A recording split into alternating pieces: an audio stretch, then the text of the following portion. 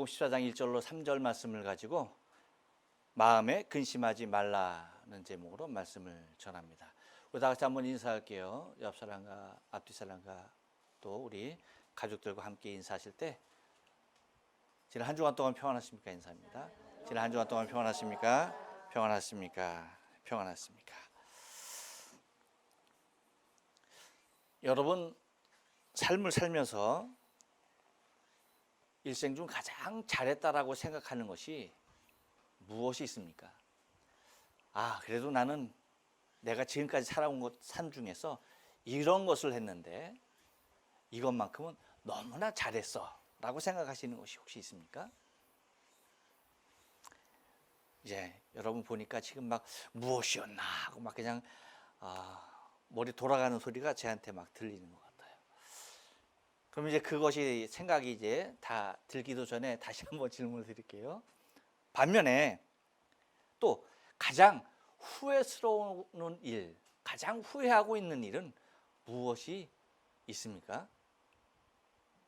후회하는 것은 금방 생각이 나는 것 같아요. 우리가 삶을 살면서 잘한 일도 있지만 매우 후회하고 있는 일들도 있는 것들을 바라보게 됩니다. 사람이 일생을 살면서 무엇인가 하지 않고 살아갈 수 있는 것이 여러분 얼마나 있을 것 같습니까? 평생의 삶을 통하여서 우리는 수없이 많은 일들을 하죠. 그런데 그 중에서 하지 않으면 곧 하지 못하고 수없이 많은 일을 하는데 그 중에서 내 평생의 삶을 통해서 하지 못하고 주님의 부르심을 받는 일들이 얼마나 있을까, 무엇이 있을까 하는 것입니다. 여러분, 이것은요 곰곰이 생각해 보면요 의외로 많아요. 내가 80을 살든 90을 살든 100을 살든요 내가 하지 못하고 죽는 일들이 얼마나 많은지 몰라요.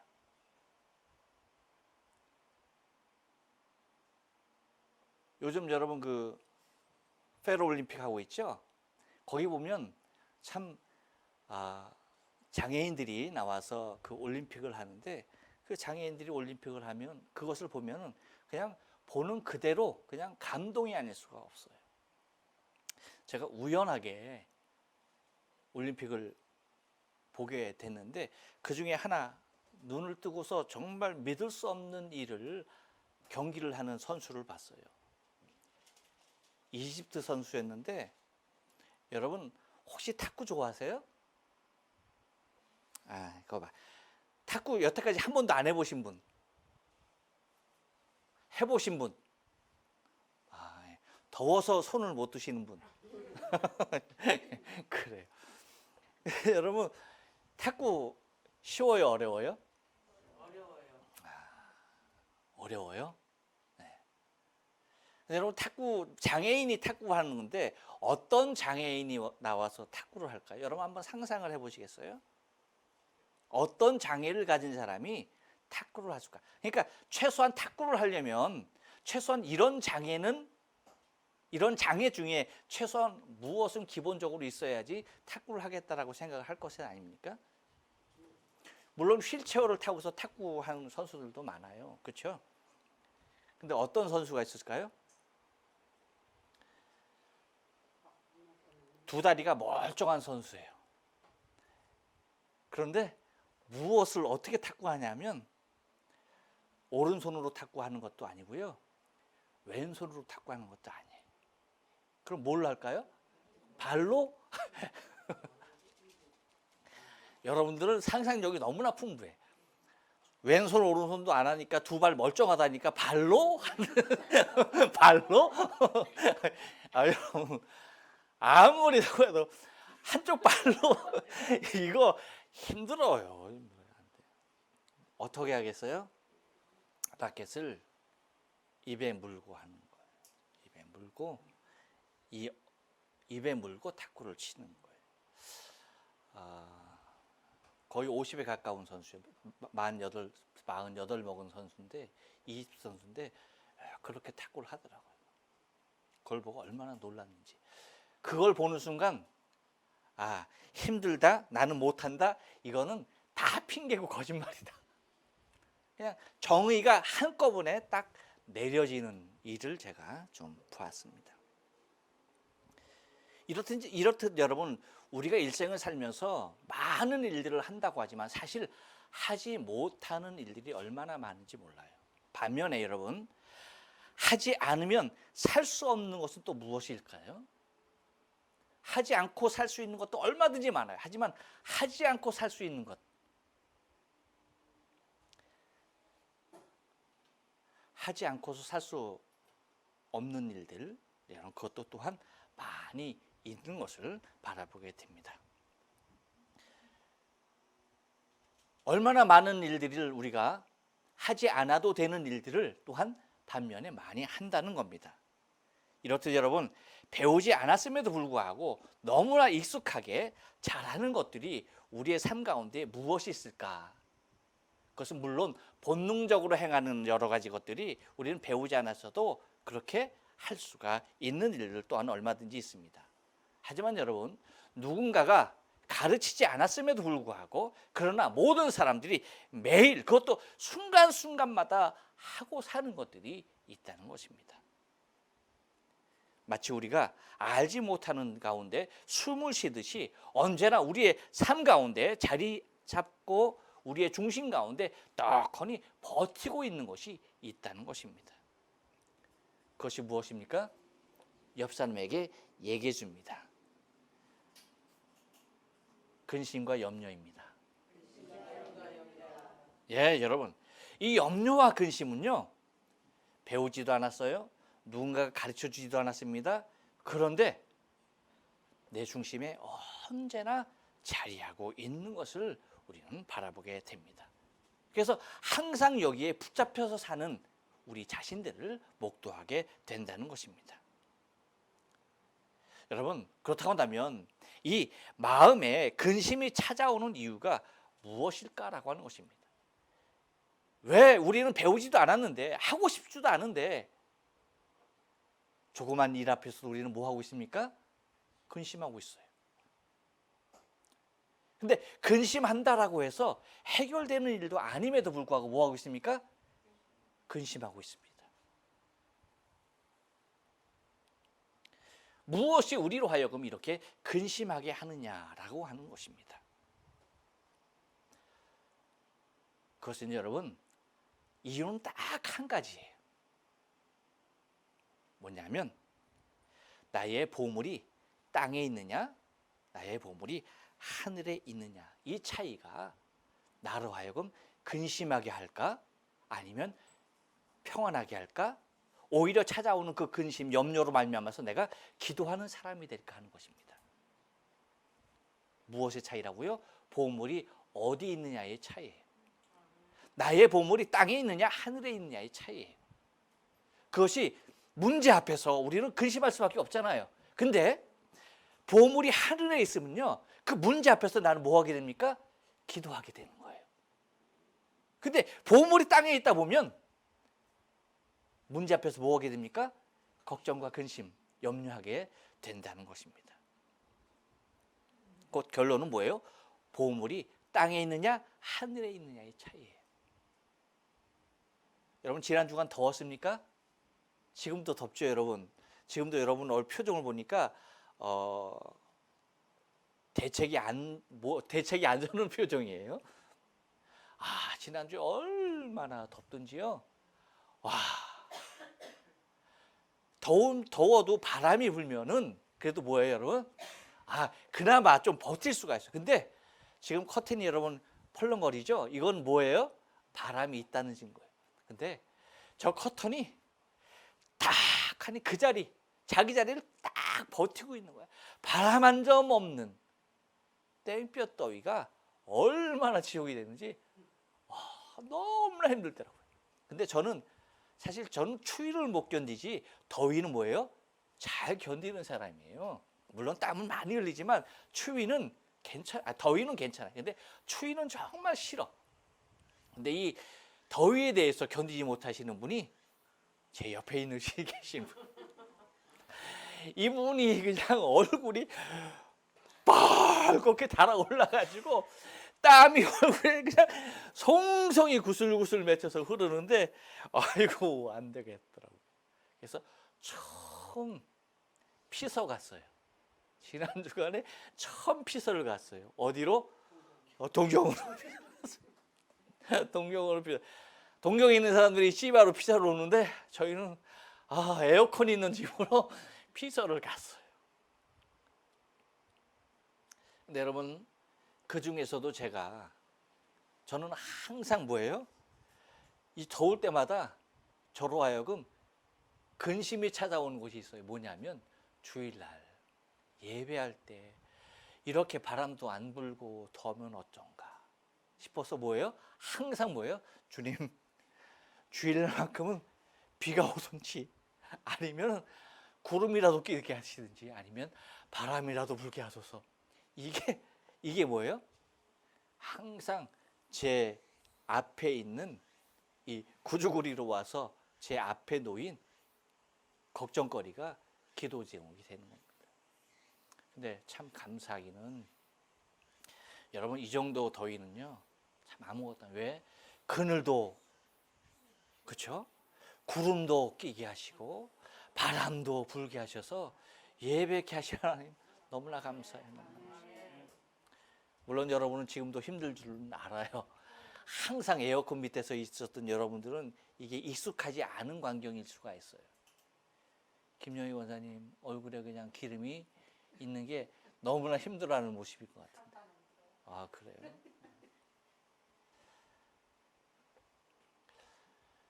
우리의 삶 가운데 여러분 그렇듯이 뭐예요?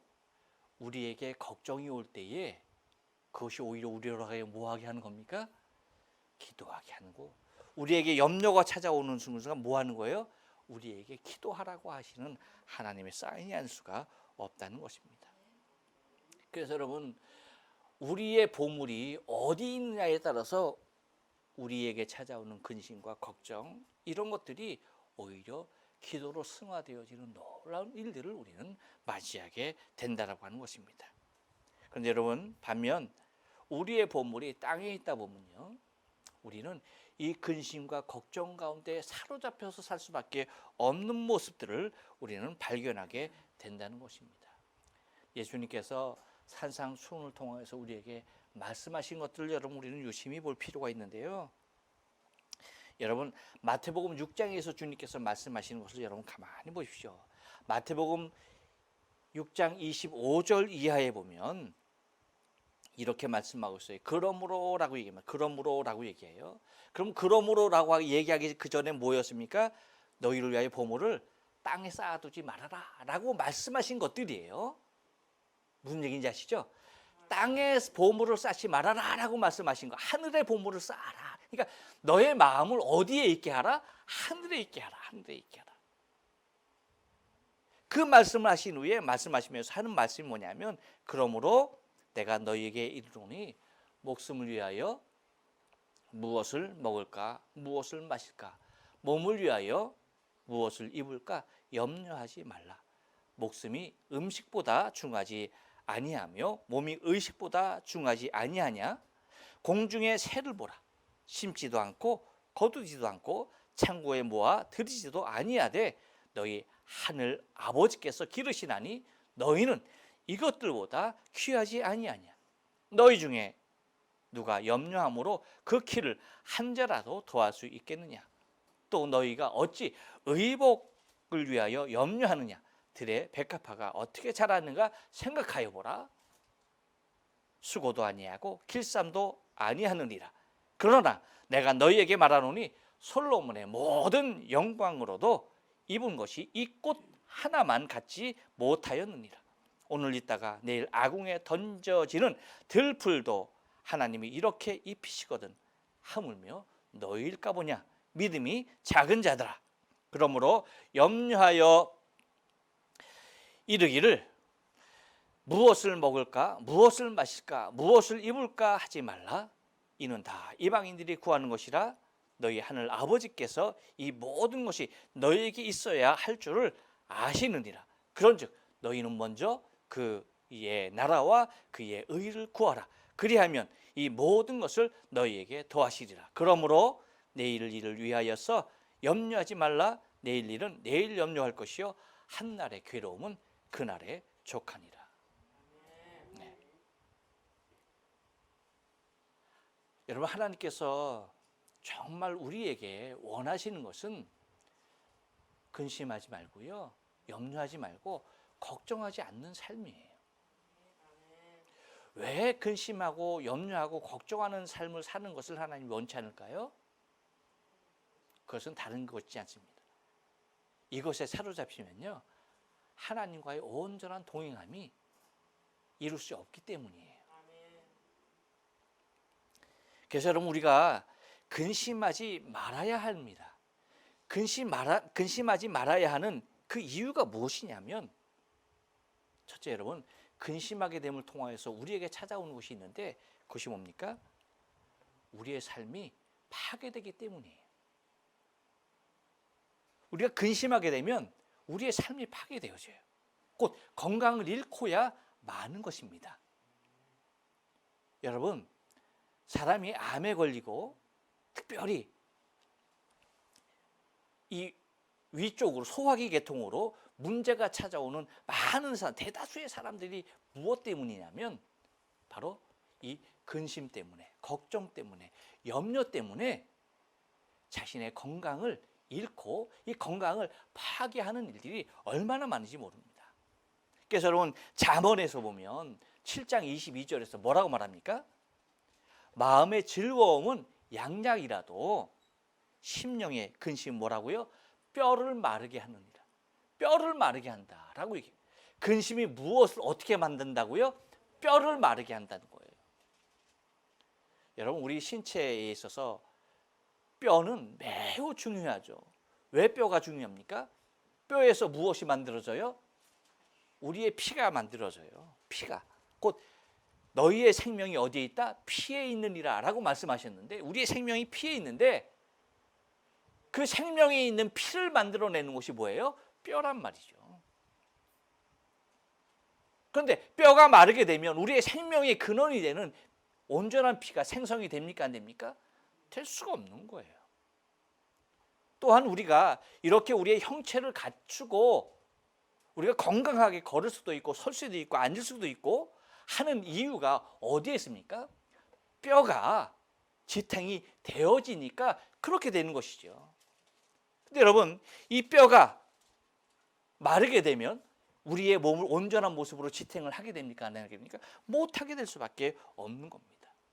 그렇기 때문에 우리의 삶 가운데 찾아오는 근심은 우리의 건강을 해하는 주적이 되는 것을 여러분 잊지 말아야 돼요. 그래서 절대 근심하거나 걱정하거나 염려하지 말아야 할 이유가 바로 여기에 있어요. 그렇기 때문에 하나님께서 우리에게 건강한 삶을 주시기를 원하시는 하나님께서는 우리로 하여금 걱정과 근심과 염려를 다 내게 맡기라라고 말씀하시는 겁니다. 여러분, 어느 부모가 자식의 아픔을 보고서 즐거워하는 부모가 어디 있습니까?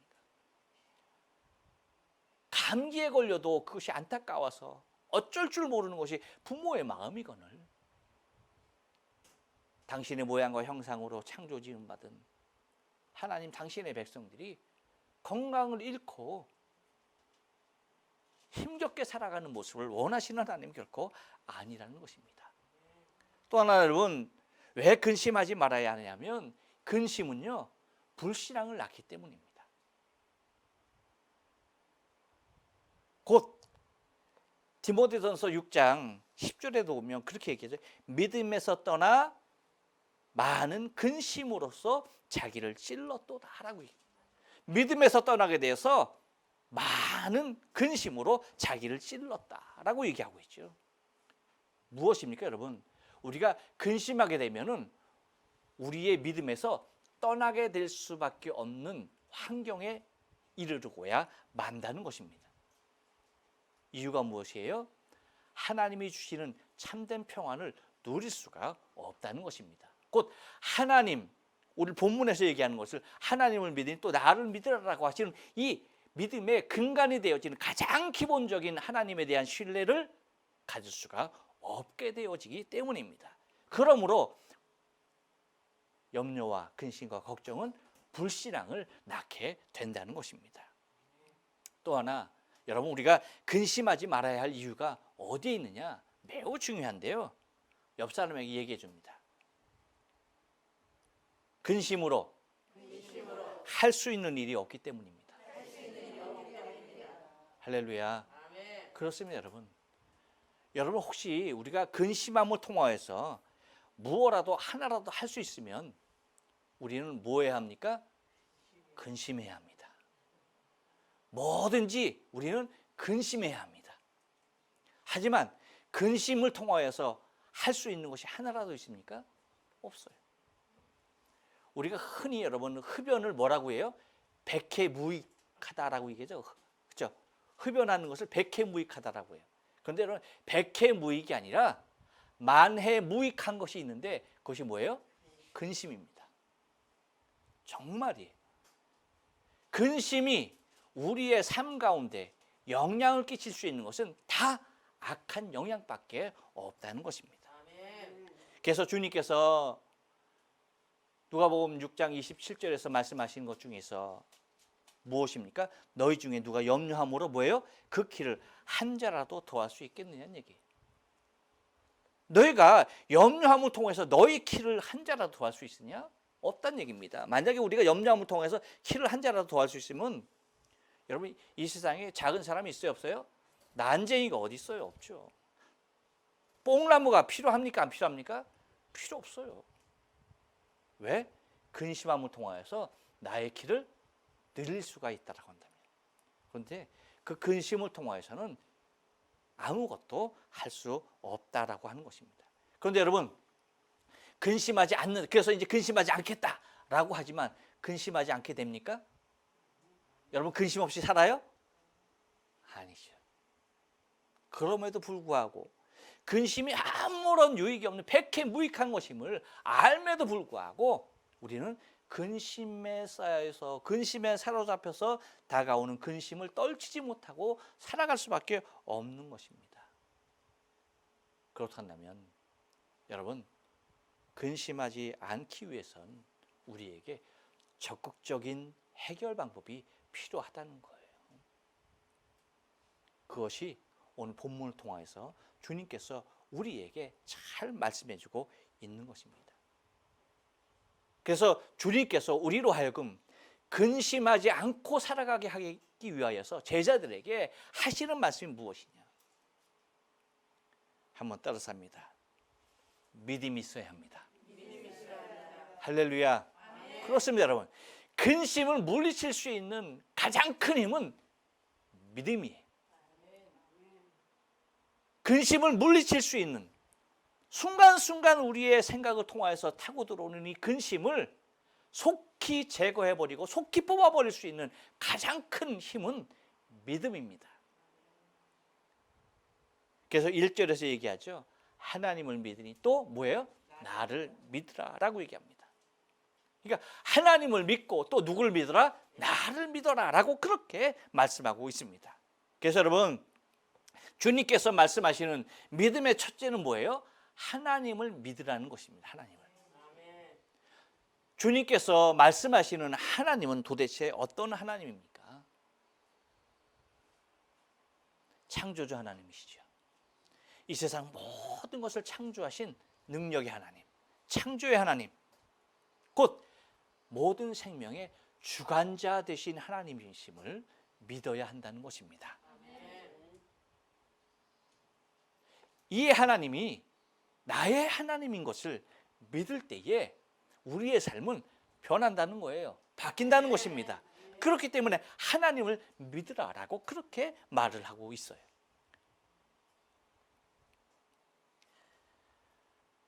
이것은 창조주 하나님을 믿는 이 믿음에 대해서는 여기까지 믿는 사람들은 많아요.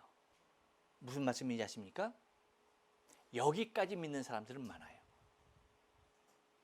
그것이 유대주의자가 되었던 아니면 여러분 일반 사람들이라 할지라도 창조에 관한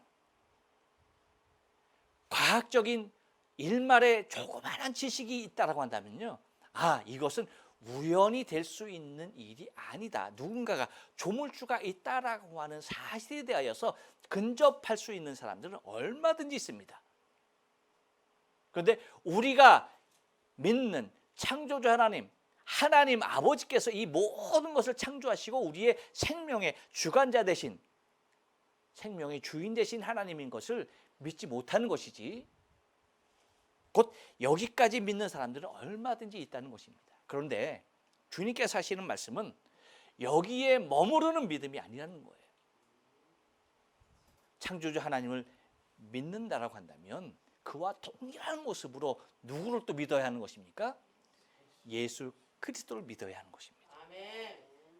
하나님이 창조의 하나님이요 생명의 주관자의 하나님이었다라고 한다면 예수님은, 당신은 나를 믿으라라고 말씀하시는 당신은 누구십니까? 독생자라고 하는 사실입니다. 아멘. 곧 하나님의 독생자, 창조주 하나님의 독생자, 하나님의 아들이심을 믿는 것입니다. 아멘. 우리가 예수님을 믿는다, 예수를 믿는다라고 하는 것은 예수는 하나님의 아들이심을 믿는 것입니다. 유일하신 하나님의 아들 독생자 예수를 믿는 것입니다. 또 예수를 믿는다, 나를 믿으라라고 하는 것은 하나님의 아들로서, 그것은 예수 그리스도의 신분이자 또한 당신께서 하실 사역 역할이 있는데, 그것은 뭡니까? 곧 그리스도임을 믿는 것입니다. 예수가 누구라고요? 그리스도, 곧 구원자이심을 믿는 것입니다. 아멘. 나의 구원자, 내 생명의 구원자, 그분이 예수인 것을 믿는 것입니다.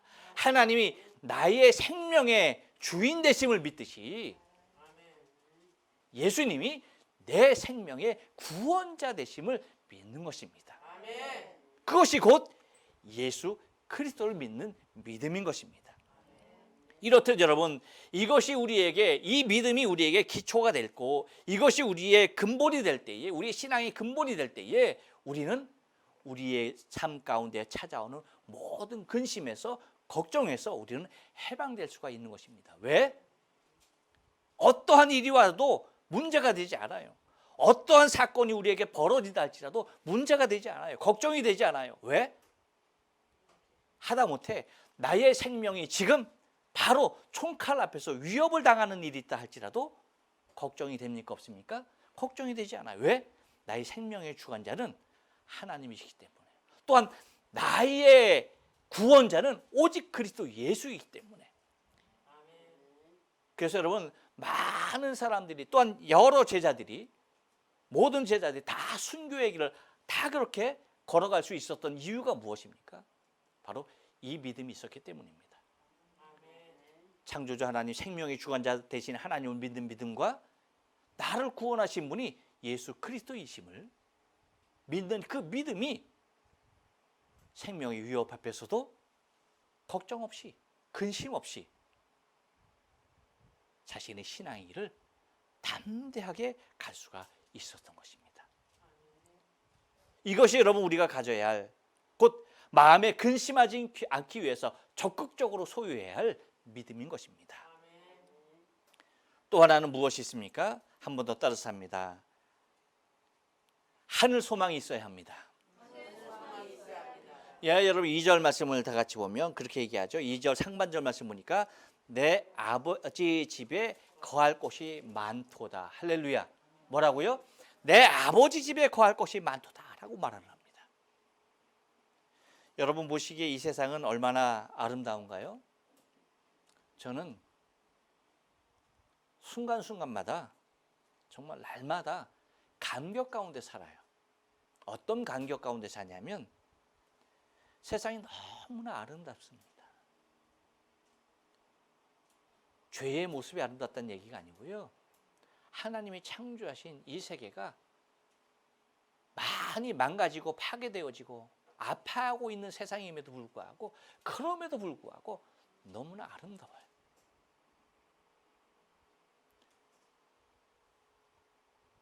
제 닉네임이 뭐냐면 흰구름이에요.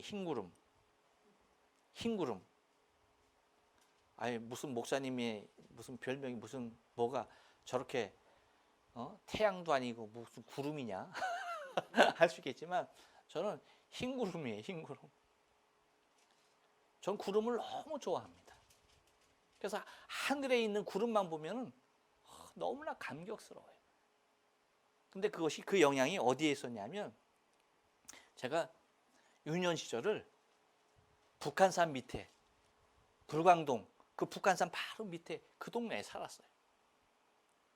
그러다 보니까 거기 북한산에 그 돌 바위산 아닙니까? 그 바위산 그 돌산에 이때쯤의 계절이면은 항상 무엇이 떠 있냐면 뭉게구름.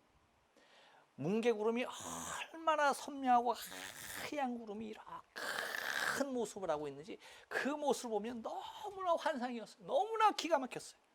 근데 지금 이 시대가 지금 이 시절이 그렇잖아요. 그렇죠?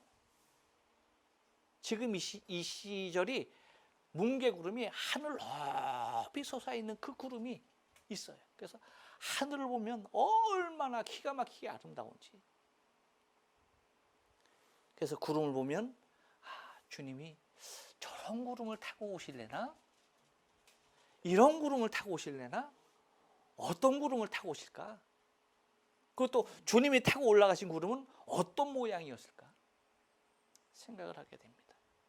그래서 구름만 보면 주님이 이제는 오실까 저제는 오실까 가슴이 설레이고 뛰어요.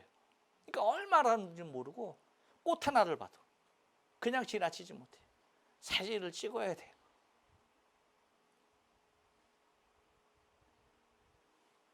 풀잎 하나에서도 모든 사물 하나하나에서도 보면은 그 모든 것들이 얼마나 오묘한지 너무나 기가 막힙니다. 그저께인가 목요일이었나 언젠가는 매미가 하나 푸석거려요. 그래서 이렇게 봤더니 아이고 거미줄에 걸렸네. 거미줄에서 막 발버둥 치는 거예요. 근데 발버둥 치신다고 그 거미줄이 뚫지 못하더라고요. 매미가 굉장히 무게가 있잖아요. 그런데도 붙으니까 꼼짝 못하더라고요. 계속 날개타는데 막 파득거리니까 거미가 어디에 있든지 어디 있었는지 바로 막 달려나오더니 그냥 물었는지 독을 부었는지 뭐 했는지 모르겠어요. 하여튼 한번 거미줄로 한번 이렇게 딱 감고 딱 여기 올라와서 옆에 가만히 있어. 계속 퍼드덕거리서 가만히 있어. 가만히 있다가 요 퍼드덕거림이 딱 멈추니까 딱 내려오더니 빙빙빙빙빙빙 거미줄로 쳐. 거기 그러더니 뭐 어떻게 하는 거야? 야, 그 거미 달려있던 여러 가지 거미줄 가닥을 다 끊어요. 끊고 하나로 다시 하나로 딱 해갖고 쭉 내려뜨려. 그러더니 그걸 가지고 끌고서 그 거미줄 하나에 딱 걸려 있잖아요. 끌고서 딱 올라가는 거예요. 그러니까 거미의 종류에 따라 달라요. 여러분 야외에서 흔히 볼 수 있는 거미들은 이렇게 중앙에 이렇게 동그랗게 쳐놓은 거미잖아요. 그것은 거미가 어디에 있어요? 딱 중앙에 딱 붙어 있잖아. 그렇죠? 근데 이 집거미는 달라요. 그 야외에 있는 그런 거미들은 날씬하잖아. 막 다리가 이렇잖아요. 근데 이 집거미는 엉덩이가 이래요. 뚱뚱한 거미예요. 뚱뚱한 거미. 그 어딘가에 숨어 있다가 탁 하면 탁 날라와서 자기 집으로 물고 들어가는 거예요. 그랬더니 그거 갖다가 끌고 쫙 올라가는데 제가 그걸 보고서 참 놀랍다. 하나님의 엄청난 지혜와 그 모든 것들이 그 사물 하나에 다 본능적으로 담겨져 있는 그 DNA에 하나님께서 그렇게 만들어 놓으시고 한 그러한 모든 것들이 참, 하나님 정말 놀랐습니다. 모든 것들이 다 감격스럽고 모든 것들이 다 매미는 안 됐지만 아름다운 거예요. 여러분 한번 생각해 보세요. 이 세상에 있는 것도 병들어져 있는 이 세상에 있는 것도 그렇게 아름답고 오묘하고 신기한데 모든 것이 다 감격스러운데 한번 생각해 보세요. 하늘 아버지의 집을 한번 생각해 보세요. 그곳은 어떨까? 그곳은 어떨까? 그것은 어떨까? 여러분 그 임사 체험하신 분들이 많잖아요. 그 중에서 제가 정말 이름을 까먹었네. 한 분의 그 간증 중에서 제가 인생에 가장 기억에 남는 간증이 뭐냐면, 뭐 천국이 어떻게 이렇게 생겼고 저렇게 생겼고 그거는 나 알 바 아니야. 왜? 가서 내가 충분히 내가 직접 보고 내가 느낄 거니까 그건 알 바 아니야. 그런데 그 간증 중에 가장 저를 정말 가슴 뛰게 하고 너무나 감격스럽게 한 것이 있어요. 그것이 뭐냐면, 그 사람은 이 세상도 체험하고 천국도 체험한 거잖아요. 근데 뭐라고 얘기하는 거니? 너무나 분명했다는 거야. 그러니까 여러분, 우리가 꿈을 꾸고 나면 꿈 꾸면 꿈인가 생신가 하잖아. 그렇죠? 꿈이 그만큼 뭐 하는 거예요? 현실만큼 꿈이 아무리 꿈이 선명하다 할지라도 꿈을 여러분 정말 진한 꿈을 꾸면은 와, 생시 같았어라고 얘기하죠. 현실 같았어라고 얘기하잖아요. 근데 그런 꿈이 거의 없는 거예요. 꿈은 다 뭐예요? 현실보다도 현실감이 뭐예요? 떨어지는 것이 꿈이에요. 근데 천국에서의 체험이 이 세상에서의 지금 우리가 느끼고 있는 이 현실감보다 더 몇 배 생생하고 더 몇 배 진하다는 거예요. 제가 그 간증을 들었을 때 얼마나 감격스러운지 몰라. 그렇구나. 정말 이 세상은 그냥 꿈꾸는 것이구나. 그러니 여러분, 비교가 안 되죠. 비교가 안 되죠. 꿈꾸는 듯한 이 세상과 더 생생하고 정말 더 감각적이고 더 분명한 하나님의 나라, 그 천국이 우리에게 있다는 것이 얼마나 감사합니까? 그래서 주님께서 말씀하시는 것이 내 아버지 집에 거할 곳이 많다라고 말씀하시는 겁니다. 그 소망이 여러분 우리에게 있습니다. 아멘. 그것을 생각하면 모든 이 세상의 근심과 걱정에서 우리를 해방시켜 놓게 되기에 충분한 것입니다. 또 하나 여러분, 마음에 근심하지 않기 위해서는요, 한 번 더 떨어서 합니다. 마라나타 신앙입니다. 예, 여러분 3절 말씀을 다 같이 한번 읽겠습니다. 시작. 가서 너희를 위하여 초소를 예비하면 내가 다시 와서 너희를 내게로 영접하여 나 있는 곳에 너희도 있게 하리라. 할렐루야. 예, 여러분 재림 신앙이에요. 재림 신앙. 뭐냐면 약속을 믿고 기다리는 신앙입니다. 약속을 확실히 믿고 기다리는 거예요. 주님께서 비유를 들었듯이 신랑을 맞이하는 신부의 모습과도 같이 뭐예요? 오실 신랑을 기다리는 거예요. 기름 등불 준비하고 기다리는 거예요.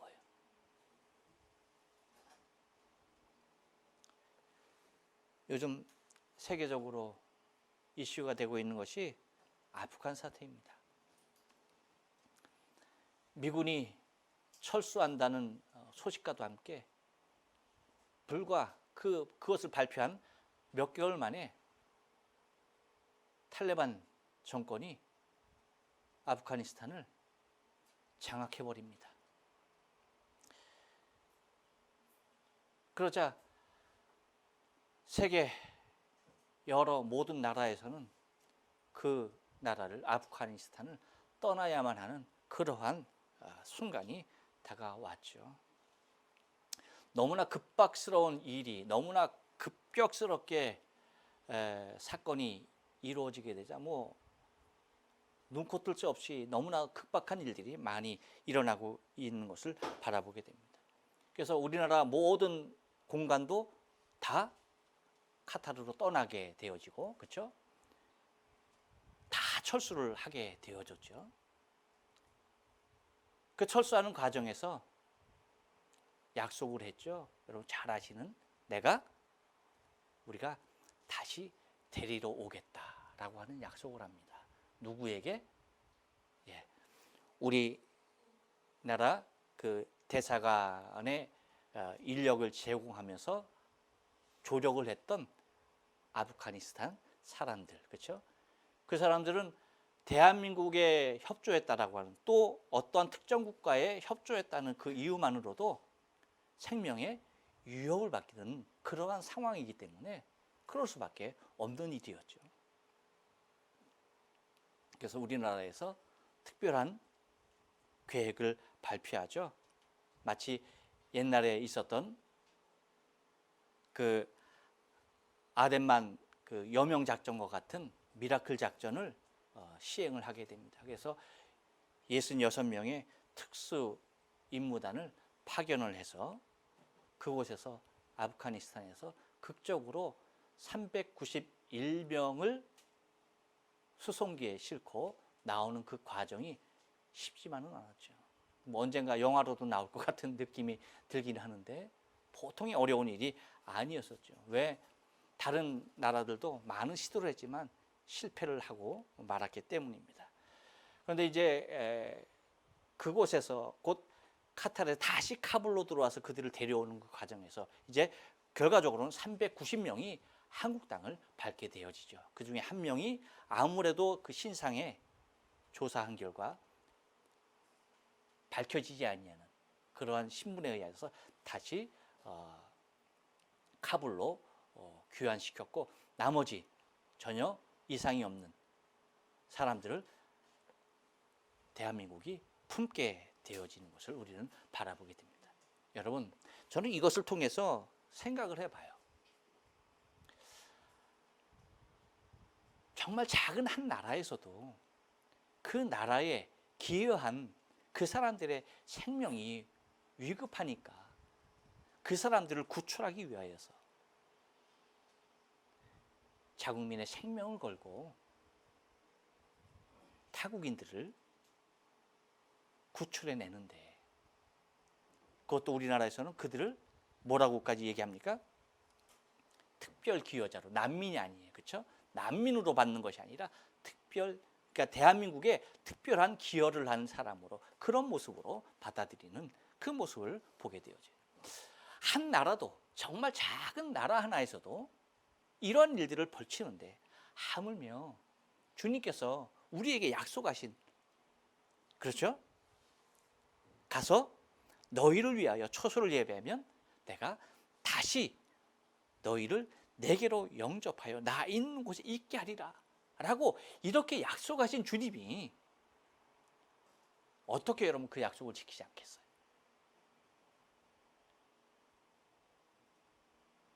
그래서 카불의 공항에서 안고 포옹하는, 대사관 직원과 안고 포옹하는 그 모습이, 그 사진 한 장이 세계를 울리게 했는데, 정말 마지막 날에 주님께서 이 땅에 오셔서 우리를 한 사람 한 사람 안아주시고 포옹하시며 당신의 품으로 맞아주시는, 나를 위하여서 초소를 지금도 예비하고 계시는 주님께서 이 땅에 오셔서 나를 맞아주신 그 날을 생각하고 그 날을 기다리면, 여러분, 세상에 어떠한 근심이 우리를 정복하겠습니까? 세상에 어떤 염려가 우리를 무너뜨리겠습니까? 우리가 그럼에도 불구하고 염려하고 근심하는 것은 바로 이 약속을 믿고 기다리는 신앙이 부족하거나, 하늘의 소망이 작아졌거나, 창조주 나의 하나님, 나를 구원하신 예수 그리스도에 대한 믿음이 약해졌거나, 여러분, 그러한 모습인 것입니다. 우리의 정상적인 믿음의 굴레 안에서는 우리의 삶 가운데 어떠한 근심도, 어떠한 염려도, 어떠한 걱정도 우리를 무너뜨릴 수가 없는 것입니다. 아멘. 여러분, 바라기는 이 세상이 아무리 코로나로 창궐하고 코로나 람다가 아무리 우리의 생명의 삶을 직접적으로 위협한다 할지라도요, 여러분, 주님만을 바라보시면서 저 천국의 소망과 다시 오실 주님을 기다리면서, 이 세상은 이제 그렇게밖에 흘러갈 수가 없어요. 그러니까 우리가 더욱더 소망을 두고 살아야 할 것은 약속을 믿고 기다리는 것입니다. 그 공간이 하는 말이 가장 기쁜 것이 무엇이었다? 약속을 지킬 수 있어서 기뻤다라고 하는 거예요. 주님도 우리를 통하여서 당신의 약속을 지키실 그날을 가장 영광스러운 날로 바라보실 줄로 믿습니다. 바라긴 저와 여러분의 신앙의 삶 가운데 세상을 통하여서 사단이 가져다주는 근심과 걱정, 이것은 우리를 파멸하려고 하고 우리를 넘어뜨리려고 하고 우리로 하여금 병들게 하고 우리로 하여금 믿음에서 떠나가게 하려고 하는 사단의 계략인 것을 여러분 잊지 마시고요. 걱정이 찾아오거든 무엇해야 합니까? 근심하고 불안해하는 것이 아니라 오히려 기도해야 하는 것입니다. 하나님께서 나로 하여금 기도하게 하시는구나. 그래서 기도를 통하여서 더욱더 하나님 믿는 그 신앙을 갖고 하늘의 소망을 키워나가면서 주님 오실 그날만을 간절히 바라고 나갈 수 있는 저와 여러분의 신앙 되어지길 주님의 거룩하신 이름으로 축원합니다. 아멘. 기도하십니다.